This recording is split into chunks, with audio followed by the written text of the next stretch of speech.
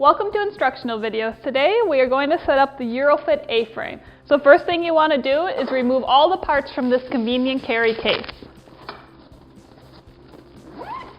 So first thing you're going to do is start connecting the walls together. So with the EuroFit A Frame, you're going to build two separate walls and then eventually connect them together to form the A Frame using clips. So to connect the walls together, you're going to match the numbers on the pieces, and then using the snap buttons, you're going to snap them into place.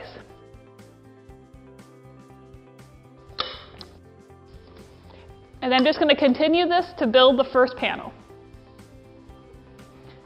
Now that I got my first wall built, I'm just going to set it off to the side and build my second one.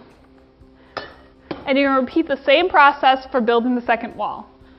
So I'm just going to use the snap buttons to secure all the pieces into place.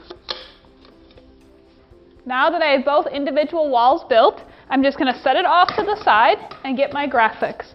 So we're going to begin to connect the graphics to the frame. So first you're going to unzip your graphic. And then you're just going to slip it over the frame. And you want the zipper to be on the bottom of the frame.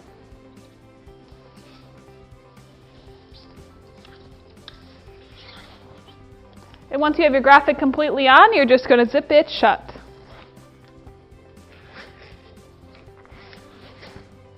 And I'm going to repeat these steps for the other side. Now that I have my graphics on my frames, I'm ready to connect them together.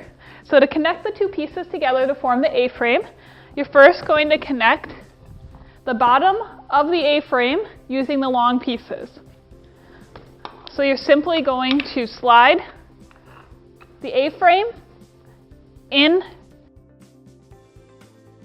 and I'm going to repeat this same step for the other side.